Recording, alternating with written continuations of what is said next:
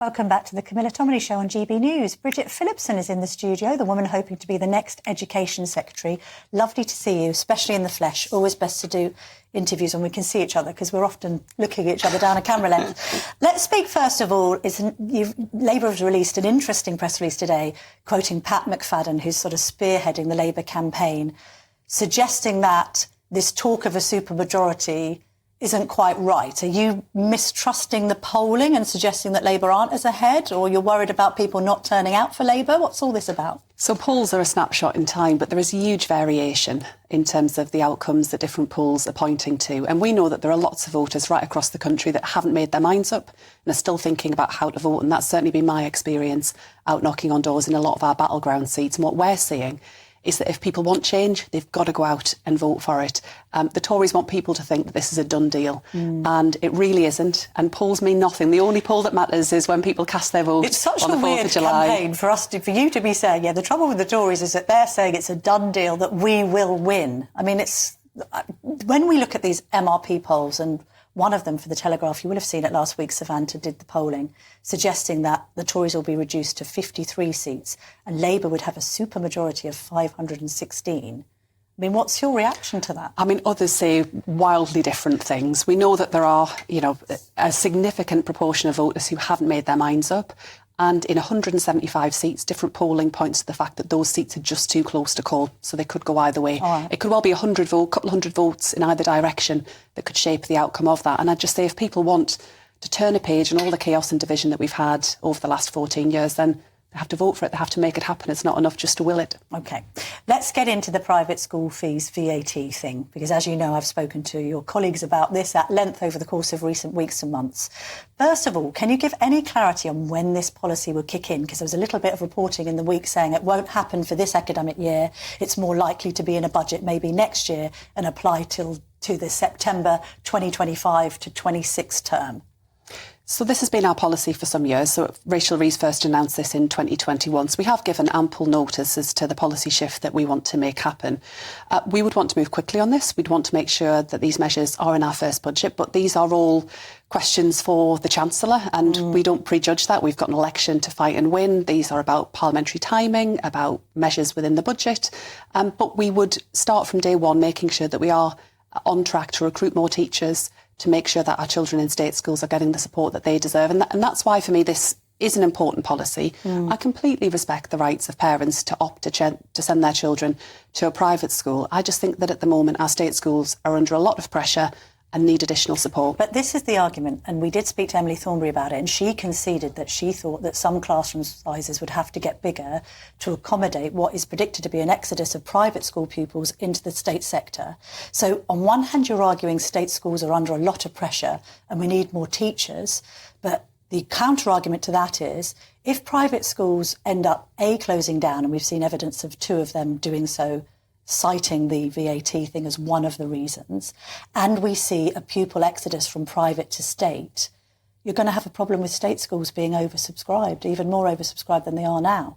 So just going back to the first point, I mean, I'm afraid what Emily said was wrong, and I don't accept that, not least because at the moment in primary schools, for example, we've got over 600,000 spare places. It's over 400,000 within secondary schools. So we're seeing falling pupil numbers. The birth rate has fallen. We'll have fewer children coming through our state schools. So on that point, are you saying that class sizes will not get bigger even if, and it's the IFS, because I know you were saying, it's lobby groups on behalf of private schools as talking about this exodus. Hang on, let's be really clear. The IFS, which is an independent body, has suggested that there could be an exodus of up to 40,000 private school pupils. Let's be really conservative with a small c and say it's only 5 to 10,000. They're still going to have to be accommodated somewhere. So what in some areas there are pinch points. I get what you mean about the national picture. We've done some research in the Telegraph today, and it's suggesting that there's going to be a big surge for places in parts of London and the South East. I know from where I live in Hertfordshire, the schools are already oversubscribed, the state schools. So this process of schools seeking to merge and close has already begun under the Conservatives because of the falling birth rate that we're seeing. I would say where it comes to the Institute for Fiscal Studies and the work they've set out around this, what they concluded is they would anticipate limited impact, and that they say that our plans would raise £1.3 to £1.5 billion net. That's taking account of any behaviour change. But the figure that they use where it comes to the potential for movement, which they say they don't believe will be big, is over the medium term. So it's not a case of those children being withdrawn from private schools. It's that parents over the medium term might consider whether or not to opt for a private school in the first place. I support the rights of parents to choose where best to educate their children. I just think in a time of limited resources, where we don't have enough, say, maths teachers within our state schools, we need to focus our efforts on making sure that we're delivering the resources that state schools need. Also around mental health support too, and we would pay for that through the policy. Mental health support, but has Labour given any thought to the mental health of private school pupils whose parents can't afford the fees and they have to be taken out of the school they love with all of their friends and be put somewhere else? Is any consideration being given to their mental health, or is Labour just interested in the mental health of state school pupils? I care about all children, of course I do. Let's talk about the personal impact on those private school kids. Yeah, I would say that private schools should seek to make efficiencies and manage their budgets so those costs are not passed on. There's been a cost of living crisis. You've been banging on about it for months. They've been whacking up their fees for years. They've been whacking up their fees for years. And actually, to cope with what Labour has accused Liz Truss of perpetuating, which is a crash of the economy. You've said that Liz Truss has nearly bankrupted Britain. There's no money left. So if schools have had to put up their fees, why have they had to do that? They've had to put up their fees because they've had to cope with cost of living crisis and increased energy bills. They've had to put up their fees to cope with increases in teacher and pension payments, which have been precipitated by your union paymasters. They've been whacking up their fees way beyond inflation for more than a decade. But why do you think they've had to do that? Because they're in a competitive market. Right. And they're seeking to attract parents. But so in some cases, they've been hit by the cost of living crisis as well? So they've been engaged in often a competitive process where they've been involved in an arms race, for example, around sports provision or other capital investment. They're businesses, they can choose how they invest their money. But this is a competitive market where parents, if they're looking at private schools, have a range of different options that are available to them. I just say to private schools, maybe have a word with state schools who've had to manage some pretty tight budgets in recent years and have managed to do everything they can to try and keep things on the road. I think private schools can cut their cloth, frankly. I think Eton can cope. But if you look at one of the schools, Downham Prep, that's forced with closure, a third of its pupils are special educational needs. There are some private schools which I think, in fact, the majority of private schools only have 300 pupils or less. You'll be familiar with them as Shadow Education Secretary. You know, the state system doesn't always fit for kids who have got complex special educational needs, dyslexia, dyspraxia, dyscalculia, ADHD and other conditions, autism. Sometimes they can't be in mainstream. Their parents are already struggling to look after them. They're having to pay. And now you're saying, add 20% onto your fees, even though you're probably in the just about managing squeezed middle category. They're not like the parents of people who send their kids to Eton, are they? Look, I know the system where it comes to support for children with special educational needs and disabilities isn't working as it should. The current government know that. They've said it's broken, that it's lose, lose, lose. So I am determined to reform it. But where it comes to children who are placed within an independent school because their education, health and care plan has stipulated that that's where their needs can best be met, then we will make sure there is no increase there. So where it comes to children with education, health and care plans, no additional costs.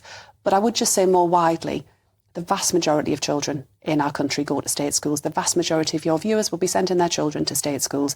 And I think it is my responsibility, if I were Education Secretary, to have a focus there on driving up standards right across the board, making sure that we've got fantastic teachers at the front of the classroom, that our schools are well supported and that young people are getting the help they need around their mental health. And that does involve a political choice. And that is why we have set out our plans to end the tax breaks that private schools enjoy. I think it's only right and fair. I don't think those tax breaks can be justified. Is the ultimate aim, Angela Rayner spoke to this several years ago, to close private schools? I just asked that because there's an interesting story in the Sunday Times talking about the Private Education Policy Forum, which has advised Labour in the past.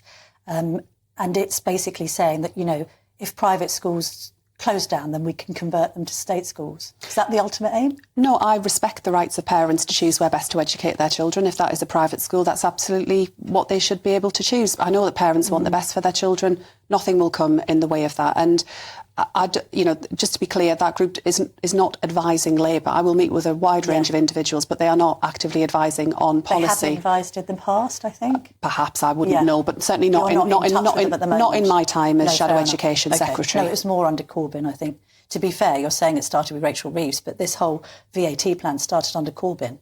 And you didn't support Corbyn, presumably because you thought some of his ideas were a bit too left-wing extremist. Well, we parted company on a range of different areas, but Jeremy Corbyn's in the past. We'll look into the future. Keir's turned the Labour Party around. All right, talking of the future then, maybe you can clarify a few things on this tax issue. We've been dancing on the head of a pin about what Labour will tax, who they will tax.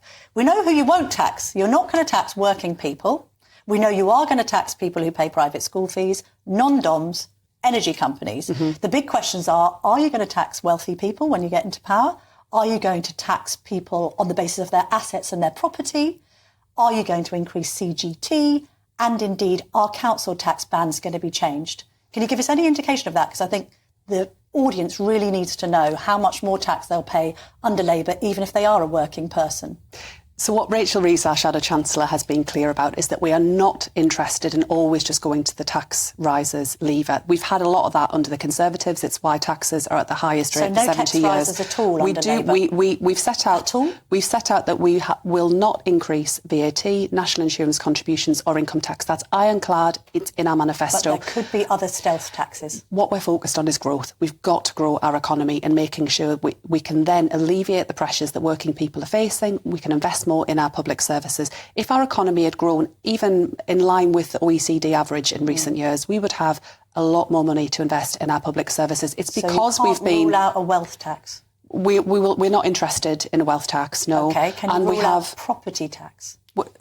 Same with all of these questions. That is not where our instincts are. That is not what we're interested in. And we have a focus on growth. An increase in CGT, capital gains? We have no plans, no interest in that. What we're focused on is growing our economy. How about council tax? On all of these measures, absolutely, because working people have seen their taxes rise again and again. We know it's been really unfair and has been punishing on working people in the middle of a cost of living crisis. Are you ruling out completely or just saying no plans to? We've set out the main measures where there will be no changes. For example, income tax, national insurance. We understand that. That's really clear. What isn't clear is whether you are ruling out the other taxes I've mentioned or just saying we've no plans to at the moment. Because that's two different things. Nothing in our manifesto requires us to make any additional tax changes. Everything within that is fully funded and fully costed. So people can have confidence when they see our manifesto that all of the measures, all of the additional changes that we're setting out have got a plan behind them, the measures that you've identified. Is that ruling them out completely or just saying no plans at the moment? I don't think Rachel Reeves would be very happy with me if I wrote 5 years' worth of her budgets on your programme this morning. Well, but I can tell you that she's not interested. I can tell you she's not interested in tax increases. That is not her. It's growth that we want to get in our economy. Right. That opens up opportunities. I'm going to conclude not interested isn't ruling out, but it is no plan at the moment. Well, growth is what it's got to be about. Right. Growing our economy. That's what we're focused on. Bridget Phillipson, so lovely to see you in the studio. Thank you very much indeed. Thank you. Thank you.